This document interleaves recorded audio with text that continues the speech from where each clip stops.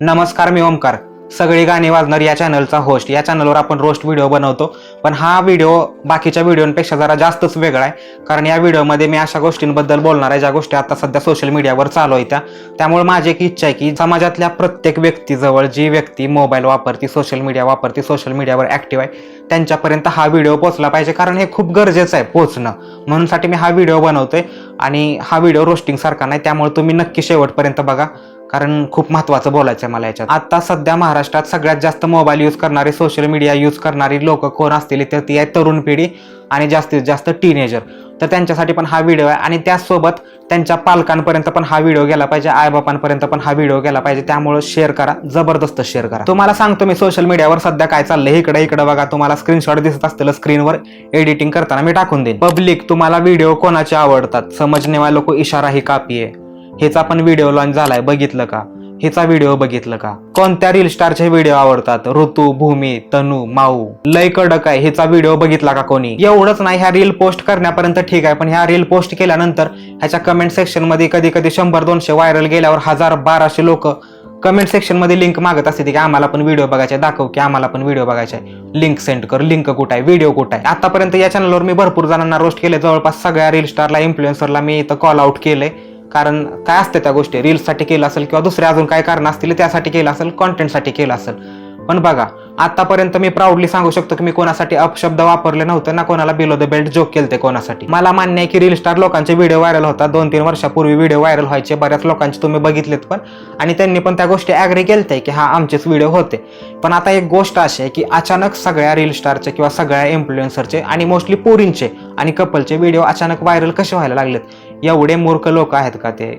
म्हणजे रील बनवतात याचा अर्थ असा नाही की मग ते एवढे खालच्या लेवलला पोहोचलेत की त्यांच्या सगळ्या व्हिडिओ व्हायरल व्हायला लागले. आणि हे रील्सवर जे टाकताय तुम्ही पोस्ट बनवून की हिचा व्हिडिओ बघितला का, तिचा व्हिडिओ बघितला का, आणि तुम्ही काढताय कुठनं, ह्या सगळ्या गोष्टी आज आपण इथं मी तुम्हाला सांगणार आहे की कशा होतात, काय होतात. टेक्नॉलॉजीचा उपयोग केला तर लय चांगला होऊ शकतो आणि असा घाण केला तर मग एवढा पण घाण होऊ शकतो, खालच्या दर्जाचा. तुम्ही मला सांगा, हे असे पोस्ट टाकून विचारतात की तुम्हाला कोणाचा व्हिडिओ पाहिजे, आणि खाली पब्लिक कमेंट सेक्शन मध्ये म्हणतं की हिचा व्हिडिओ पाहिजे, तिचा व्हिडिओ पाहिजे. खरंच लाजा सोडल्या का आपण? म्हणजे ह्याच्यावर पण मी बोलणार आहे परत. मराठी संस्कृती, मराठी आपली जी महाराष्ट्रात जन्माला आलोय. बऱ्याच गोष्टी असतात ज्यावेळेस बोलायचं असतं ना, त्यावेळेस मोठ्या मोठ्या बाता करायच्या, आणि मग अशा गोष्टी होतात. त्यावेळेस मग तुम्हाला लिंक पाहिजे असते, व्हिडिओ पाहिजे असते. बघा, मी पण मान्य करतो की 4 वर्षापूर्वी ह्या गोष्टी व्हायच्या, व्हिडिओ व्हायरल झालत्या. पण आता जे लास्टच्या 15-20 दिवसात चालू आहे की हिचा व्हिडिओ व्हायरल झाला, तिचा व्हिडिओ आलाय, हिचा व्हिडिओ लॉन्च झाला, तिचा व्हिडिओ लीक झाला, हे सगळं चालू आहे. डीप फेक नावाचा एक प्रकार असतो, ज्यातनं आपण व्हिडिओ मधल्या लोकांची तोंड बदलू शकतो, रिप्लेस करू शकतो. आणि ते आर्टिफिशियल इंटेलिजन्सने एवढं परफेक्ट झालंय AI मुळे की कोणाला कळत पण नाही की ओरिजिनल व्हिडिओ कुठले आणि नकली व्हिडिओ कुठले. जसं ते पहिलं फोटो मॉर्फिंग व्हायचं, मीम बनायच्या, तसं आता व्हिडिओज हे असं बनायला लागले. नॉर्मली ज्यावेळेस आपण एखाद्या माणसाचा चेहरा काढून दुसऱ्या माणसाला बसवतो, एवढं काय वाटत नाही, फक्त चेहरा बदललाय. पण तुम्ही विचार करा की त्या प्रकारच्या व्हिडिओसाठी तुम्ही लोकांची अशी तोंड वापरता आणि मग म्हणता की ह्यांची व्हिडिओ लीक झाली, त्यांची व्हिडिओ लीक झाली, आणि बघणाऱ्यांना पण काय आनंद भेटतो मला माहित नाही. लिंक मागत सुटताय तुम्ही DM मध्ये सगळ्यांना. आताच रिसेंटली आपल्या महाराष्ट्रात 2-3 बलात्काराचे प्रकरण झाले. ते कोलकात्याचं प्रकरण झालं, त्यानंतर आता तो अक्षय नावाचा एक आरोपी होता, त्याला एन्काउंटर मध्ये मारलं. ह्या सगळ्या गोष्टी झाल्या, त्यावेळेस स्टेटस टाकून लय सिंपती आपल्या मनात. असं म्हणजे आपण एकदम संस्कृतीचं प्रदर्शन नेक्स्ट लेवलला करतो की आपल्यासारखे सुसंस्कृत लोक कुठं दुनियेत जन्मालाच नाही आले. मग आपण छत्रपती शिवाजी महाराजांच्या महाराष्ट्रात जन्माला आलोय, मग त्यांचा आपल्यावर काय संस्कार आहेत, ह्या सगळ्या गोष्टी पण आपण स्टेटसला टाकून मग लय कूल बनतो. मग ज्यावेळेस अशा फेक गोष्टी येतात त्या मार्केटमध्ये आणि आपल्याला माहित असतं की हे सगळं फेक चालू आहे, डीप फेक आहे, ह्या व्हिडिओ मॉर्फिंग करून बनवलेल्या आहेत, मग त्यावेळेस आपल्याला नाही वाटत की हे सगळं तिथंच थांबलं पाहिजे. का लिंक मागायच्या असतात त्या, का व्हिडिओ शेअर करायचे असतात त्या, का सगळ्यांना जाऊन सांगायचं असतं भावा तिची व्हिडिओ आली, तिची व्हिडिओ आली, बघितली का, कशासाठी हे सगळं करायचं असतं? त्यावेळेस कुठं जातात आपल्या छत्रपती शिवाजी महाराजांचे संस्कार, कुठं जाते मराठी संस्कृती? बघा, सगळे लोक अशी नसतात. सगळ्या लोकांना मी हे सगळं नाही बोलत, पण काही लोक आहेत अशी. आणि खरं सांगायचं तर दुःखद गोष्ट अशी आहे की मी कमेंट बघत होतो आणि कमेंटमध्ये काही लोकांच्या प्रोफाईलचे स्क्रीनशॉट काढून ठेवलेत, त्यांच्या बायोमध्ये लिहिलेलं असतं. आता मी सांगितलं ना त्यांच्या बायोमध्ये काय काय लिहिलंय, तर तुम्ही म्हणताल की एकाच समाजाच्या लोकांना टार्गेट का करतोय किंवा एकाच धर्माच्या लोकांना टार्गेट का करतोय. तुमच्या माहितीसाठी सांगतो, हे जे टिकटॉक स्टार आहेत, जे म्हणजे रील स्टार झालेत, नंतर आता इन्फ्लुएन्सर स्वतःला म्हणतात, ब्लॉगर म्हणतात, त्यांच्या व्हिडिओ व्हायरल होतात, त्यांना किती फरक पडतो हे त्यांच्या लेवलला त्यांनाच माहिती आहे. पण ते शिकलेत डायजेस्ट करायला, ते पचवायला. त्यांना ते हेट आता एवढं काय वाटत नाही, रिप्लाय देतात. तुम्ही त्यांची आई बहीण काढली की ते पण तुमची आई बहीण काढणार आणि तो विषय तिथंच सोडून देणार. किती पण केलं ना, माणूस डिस्टर्ब होतो मेंटली, एवढा माणूस स्ट्रॉंग नसतो. तुम्ही विचार करा, नॉर्मली एक असं कपल आहे जे रोज ब्लॉग टाकतं, रोज रील बनवतं आणि त्यांचा तुम्ही असं टाकता की ह्यांचा व्हिडिओ रिलीज. तुम्हाला वाटतंय का की हे सगळं एवढं खरं असेल किंवा एवढं सगळ्या गोष्टी पॉसिबल असलेल्या, की एक रॅन्डम कोणतरी मीम पेजवाला येतो किंवा रॅन्डम पेज काढून येतो, जसं आता तुम्ही स्क्रीनशॉटमध्ये बघितलं, एका रील स्टारचंच नाव दिलंय पेजला आणि ते टाकणार की ह्या रील स्टारचा व्हिडिओ व्हायरल झालाय, तुम्हाला लिंक पाहिजे असली तर DM करा, आमचा टेलिग्राम चॅनल जॉईन करा. आणि मग तुम्ही लगेच पळत पळत जाताना मग बघून 4-5 मित्रांना शेअर करता, भावा बघितलं का.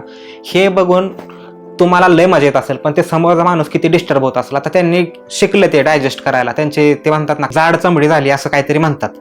पण एखाद्याला जर सहनच नाही झालं, त्याला ती गोष्ट पटलीच नाही, पचलीच नाही, डायजेस्टच नाही झाली, त्याच्या घरच्यांना पण कसं तोंड दाखवू, ह्या सगळ्या गोष्टी असतात. काय रील रील स्टार आहे त्याचे फेमस झालते आता, किंवा जे रील्सवर पुरी फेमस झालते, त्यांना एखादी गोष्ट नाहीच पचली आणि जर त्यांनी दुःखात येऊन डिप्रेशनमध्ये जाऊन काय जर चुकीचं पाऊल उचललं तर त्या सगळ्याला जबाबदार कोण? मला माहिती आहे आपल्या लोकांना रील्सवर नाचणाऱ्यांबद्दल किंवा हे रील्सवर जे लिपसिंग वगैरे करतात किंवा ती व्लॉगिंग वगैरे करणार आहे त्यांच्याबद्दल अजिबात सिंपती नाही, पण एवढं पण खालच्या दर्जाला जाऊ नका की आपण पाक माणुसकी सोडून देईल. हा व्हिडिओ बनवायचा हेतू एवढाच होता की मला सांगायचा आहे की या व्हिडिओ सगळ्या डीप फेक आहेत, त्या AI बनवल्या, त्या आर्टिफिशियल इंटेलिजन्सने एडिट केल्या, त्यामुळे खरं आहे का खोटं आहे हे पण तुम्हाला ओळखणं अवघड जात असेल आणि खरंच वाटत असेल. आणि मोस्टली हौशी लोकांना खरं काय आणि खोटं काय त्याच्यातला फरक कळायला जास्त डोकं लावायला लागत नाही, त्यांच्या डोक्यात फक्त तेवढंच भरलेलं असतं. आणि हे जे रील्सवाले आहेत ना, हे पण काय दुधानं धुतलेले नाही. मला तुम्हाला सांगायचं, तुम्ही जर हा व्हिडिओ बघत असेल तर रील्सवाले ज्यांच्या रील्स व्हायरल झालते म्हणून त्यांच्या व्हिडिओ व्हायरल झालते त्या रील स्टारला मला सांगायचं, जर तुमच्या व्हिडिओ खाली कोणी येऊन कमेंट केलं तर तुम्ही जर त्याची आई बहीण काढत असेल कमेंट सेक्शनमध्ये, तर मग तुमच्यात आणि ह्यांच्यात काय जास्त फरक नाही राहिला. तुम्ही बी आई बहीण काढा आणि ती पण मग करते तीच त्यांच्या गुणानं ती काय करायचं आहे ती. आता समजा तुमची एखादी मैत्रीण आहे, मित्र आहे, तुम्ही टीनेजर आहे किंवा मग तुम्ही 22, 23, 24, 25, 30 पर्यंत वय असेल तुमचं किंवा त्याच्यापेक्षा जास्त असेल, तुमच्या आसपास फिरणारी पोरं पुरी आहे ती, बारकी आहे ती, इनोसंट आहे ती, ज्यांचं अकाउंट ओपन आहे सोशल मीडियावर. खास ते काय जणांना लय हाऊस असते सोशल मीडियाचं अकाउंट ओपन ठेवायचं, फोटो टाकायचं, लाईक भेटते, ते फॉलोवर भेटते, ते मग त्यांना लय भारी वाटतं की आम्ही पण व्हायरल जातोय. एखादी रील व्हायरल गेली की मग त्याला वाटतं की म्हणजे काय असतं ना, इंस्टाग्राम अल्गोरिदम मध्ये बसलं की एखादी रील जाते मिलियनमध्ये, मग त्याला वाटतं की आता संपला विषय, आपण झालो रील स्टार. मग अशी लोक ओपन आयडी ठेवते, ते मोस्टली पुरी. आता मला सांगा, हे जे मोठे मोठे हँडल्स आहेत ह्यांना एवढा काय फरक पडत नाही, कारण रोजच्या 1000-500 हेट कमेंट येते त्यात 1-2 जण म्हणली की व्हिडिओ लीक झाली तर त्यांना एवढा काय घंटा फरक पडत नाही. पण एखादी पोरगी आहे जस्ट तिची एखादी रील व्हायरल गेली, तिचे 1000-1500 फॉलोअर आहेत, त्याच्यापेक्षा जास्त नाही, आणि कोणीतरी अशाच महामूर्ख लोकांना की समाजात कलंक येते त्यानं तिची व्हिडिओ उचलली, तिचा फोटो उचलला, त्याला डीप फेक केलं आणि तसा व्हिडिओ बनवून तिला पाठवला, तिला ब्लॅकमेल करायला सुरुवात केलं. तिला कुठल्या तोंडानं घरच्यांना सांगेल की मी सोशल मीडियावर अशी करत होते आता माझं असं झालंय, डिप्रेशनमध्ये जाऊन तिनं जर स्वतःशी काय बरं वाईट केलं तर मग ते केवढ्यात पडेल. मग आपल्याला लय भारी वाटेल ना की आपण ह्यांच्या व्हिडिओ व्हायरल गेल्या म्हणून आपण लय मजा घेत होतो यांची. बघा, तुमची जी हाऊस आहे, जी चेष्टा आहे तुमची, जे तुमच्या अंगात जे भरले कुठून हे सगळं नाही एखाद्याच्या जीवावर बेतू शकतं. त्यामुळं जे चाललंय ते हिथंच थांबवा. आणि जे आहे ते आता मला माहित नाही, पोलिसांच्या कंप्लेंट करून पण किती गोष्टी होत्या मागं. ते आता नावच घेतो डायरेक्ट, ती सनी आणि त्या मावची एक्स माव कोण आहे तिची कॉन्ट्रोवर्सी झाली, त्यावेळेस तिनं पोलीस कंप्लेंट केली अशा व्हिडिओसाठी. मग काय झालं, ती व्हिडिओ डिलीट झाली. बऱ्याच लोकांकडे अजून पण व्हिडिओ आता परत सर्क्युलेट व्हायला लागले. हे बंद होत नाही जोपर्यंत माणसं बंद करणार नाही, ते तुम्ही किती पण करा.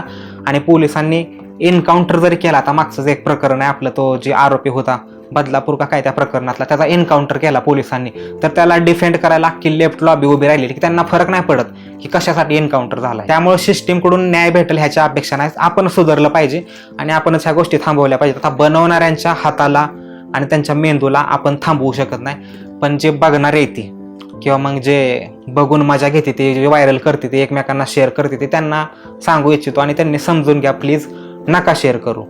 कधी आपल्यापर्यंत येईल ही गोष्ट आपल्याला कळणार पण नाही. आपल्या पण घरी लोक आहेत, मी आता त्यांच्यासारखंच रील स्टार सारखं नाही बोलणार, तुमच्या आया तुमच्या बहिणी कोण पण असू शकतं, उद्या तुमची गर्लफ्रेंड पण असू शकते, तुमची बायको पण असू शकते. मी इथपर्यंत जातो, माझ्याबद्दल पण त्याच गोष्टी लागू होत्या.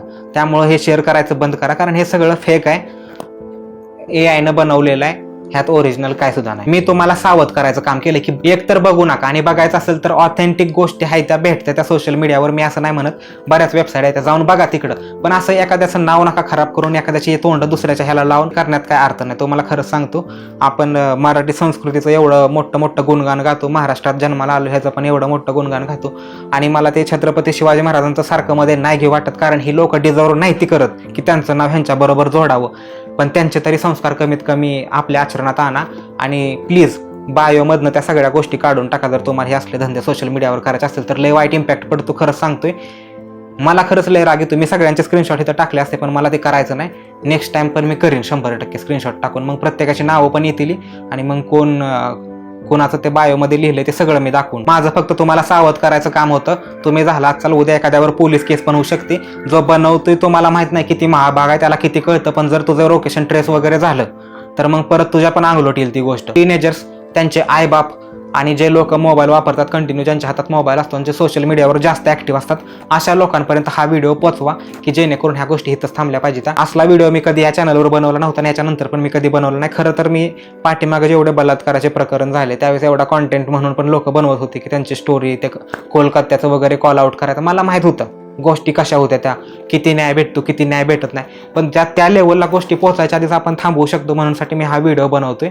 आणि मी खरं तर हा यासाठीच बनवलेला की मी ह्याच्या आधी या लोकांवर रोस्ट व्हिडिओ पण बनवलेला, पण हे रोस्टिंगच्या पलीकडे चाललंय. हे काय बरोबर नाही, हे थांबवायला लागेल. जसं एखाद्याचा व्हिडिओ लीक झाला की तुम्ही शेअर करताना लिंक मागताना, तसाच हा व्हिडिओ पण एकमेकांना शेअर करा आणि DM मध्ये ह्याची पण लिंक सोडा. धन्यवाद.